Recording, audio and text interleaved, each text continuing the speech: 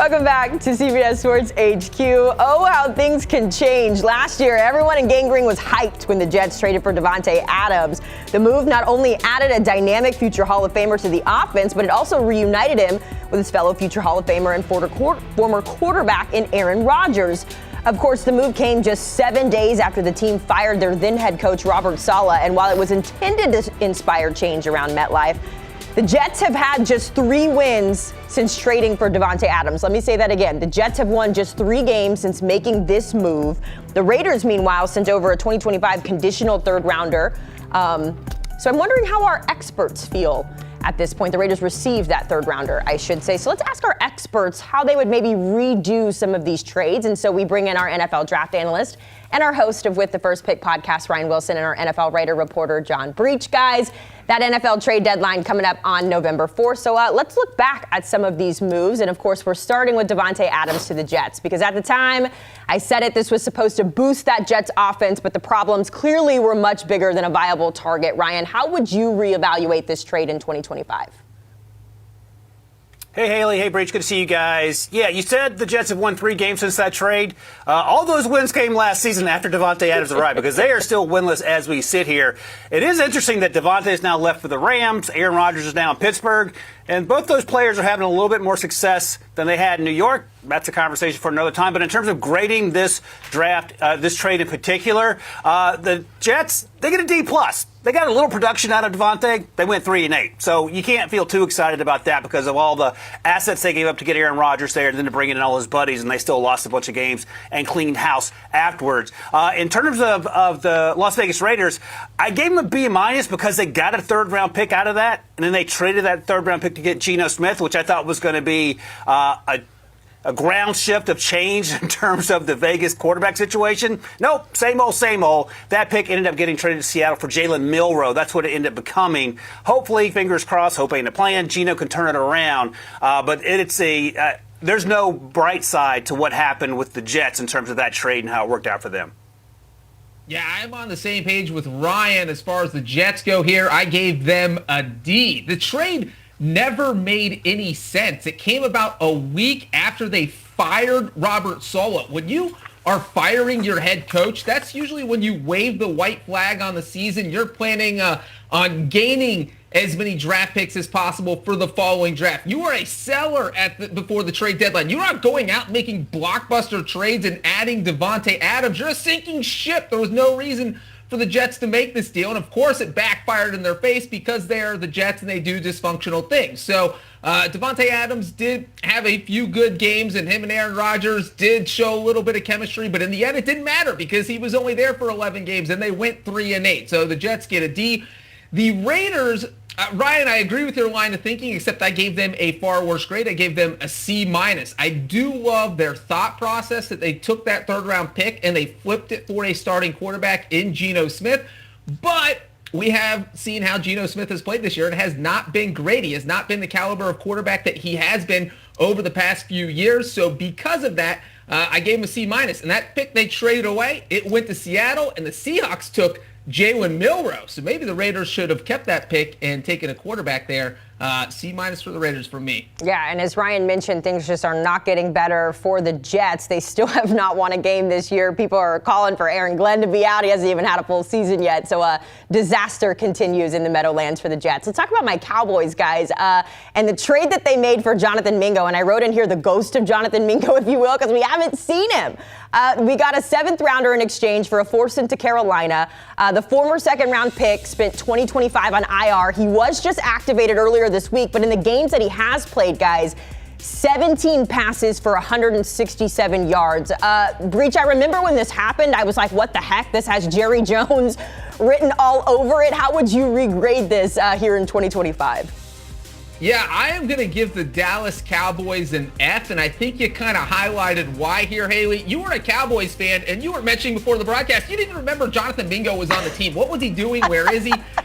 Well, that pretty much explains this trade. Jerry Jones overpaid by a mile. There's no reason the Cowboys should have sent a 4th-round pick to Carolina for Jonathan Mingo. Maybe you send a conditional 7th-rounder, maybe something like that, but you certainly don't send a 4th-rounder. That's what the Cowboys did. Mingo did not do a lot for the Cowboys offense last season. I know they did need a receiver, but clearly Jonathan Mingo was not the receiver they needed. Now, this year, the reason most Cowboys fans may have forgotten that he was on the team is because he started the season on injured reserve. He has been activated, but even when you look about any impact he might be able to make this season, they have George Pickens now. They have CeeDee Lamb. I don't think there are going to be a lot of targets in that offense for Jonathan Mingo. So Cowboys get an F with the Panthers. I'm giving them a C. I don't think they used the 4th-round pick on Trevor Etienne, who hasn't gotten a lot of playing time, but when he's been on the field, he's been productive, not blowing anyone away. So Panthers get a C from me. Haley, we've done these sort of grading segments before with Breech, and I contend, and I will remain to contend, that he's the super cool professor during the week, and when the tests come, he's just handing out a bunch of Fs because he was hardcore with the Dallas grade there. The thing is, he may not be wrong, and you actually may agree with him. I was a little softer grader. I gave the Cowboys a C-, but the points Breech make all remain. Here's the issue. I thought Jonathan Mingo was overdrafted when the Panthers took him in the 2nd round. I didn't quite see it there. So Dan Morgan, the Panthers OC, general manager, just shifted that problem over to Dallas and Jerry Jones, and Jerry Jones complied by trading for him. As you guys have said, he hasn't played at all, and there's no really room for him to play now. Even as a number 3, I'd rather see Davante Turpin out there, for being honest. I did give the Panthers a B because I think Trevor Etienne provides a ton of upside, both as a returner in the kick game and the punt game, and he's got limited spot duty, as Breech mentioned, as a runner. He's averaging 5.1 yards per carry. They've been banged up at times at the running back position, so there'll be opportunity for him to play. And if you're looking down the road in like the next 2 months, there's a better chance that Trevor Etienne contributes in Carolina than we see Jonathan Mingo do anything in Dallas. Yeah, I'm looking at the pass catchers in Dallas. George Pickens, to your point, Breech, but you also have Jalen Tolbert, who's gotten in the mix, Jake Ferguson, Davante Turpin. This is an F. This was an F when it happened. This was an F currently. I am so sorry to Jonathan Mingo. He does not have a spot on this offense. We will keep it rolling with another former Cowboys wide receiver who I also felt like should not have left this team. But nonetheless, Amari Cooper has bounced around since being a Cowboy. He was in Cleveland and then, of course, was traded to the Bills.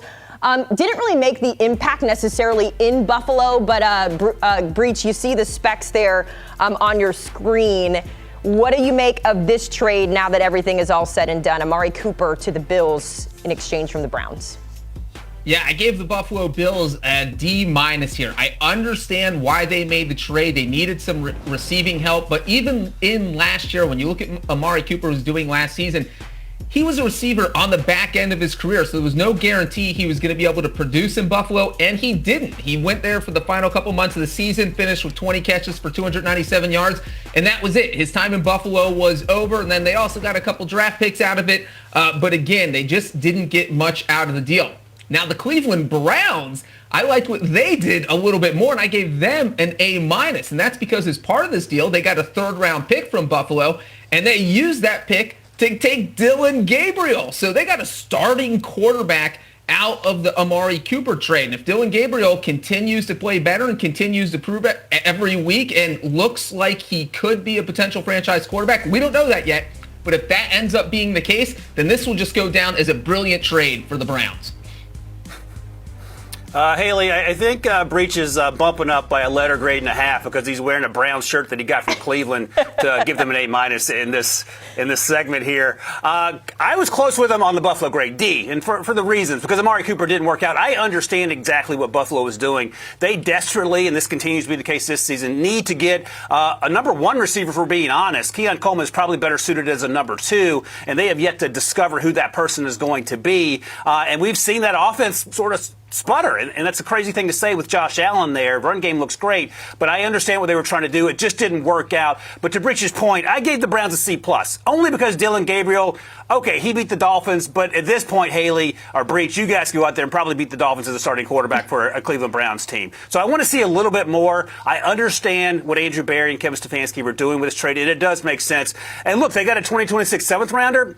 And we're going to talk a little bit more about the Bills and all the day 3 picks they accumulated as we get through this thing. But D and C plus for me. I didn't get a brown shirt, so that's why I bumped it up only to a C plus for me, Haley. I think you, me, and Breech, and Jacqueline also to my right could line up and play against the Dolphins, and we'd probably also be successful in that matchup there. The Dolphins not stopping much lately. Guys, got to pick up the pace here. I want to talk about Marshon Lattimore to the Commanders. Obviously, we have seen the Commanders be a little banged up this year, but this deal came with a 2025 fifth-round pick from New Orleans. The Saints got a third-round pick in this year's draft earlier. Ryan, how would you evaluate and re-evaluate this trade? D plus for the Commanders, only because Marshon's been banged up and not nearly the player he was in New Orleans. Not even close, either in 2024 or 25 thus far this season. I gave an A to the Saints. They got 3 draft picks. All 3 guys are contributing. Devin Neal, their 6th-round picks, and have a chance to contribute now as a running back because Kendre Miller is hurt. Jonas Salker is playing some of the best football among all the rookies in the secondary, so I gave them an A. Ryan, I gave the Commanders a B-. Don't hate on them. Yes, Marshon Lattimore has been banged up, but they did get a starting quarterback out of it. And the bigger part here, that 5th-round pick they got from the Saints, they flipped it to the San Francisco 49ers for Deebo Samuel. So they got Deebo and Marshon Lattimore in this deal. And as you mentioned, the Saints got some great players in the draft with their 3 picks. Jonas Sanker, Quincy Riley, I gave them an A. We are tight on time. I will mention both of you guys reevaluating the Za'Darius Smith trade to the Lions. Ryan, you gave that a B to Detroit and a C to the Browns. Both of you guys are on the same page there. So interesting when we look at redoing some of these trades. Guys, we appreciate the time here looking at some of those big trades from 2024. By the way, Jacqueline, here's your fun fact. You know, Brandon Graham just came out of retirement. He said this was the perfect time for him to come out of retirement. Because Za'Darius came out of retirement and Za'Darius was in his locker. So he said that was like the final straw for him coming back into the NFL. That's what you get here on CBS Sports HQ. Hit that QR code for more stories like that.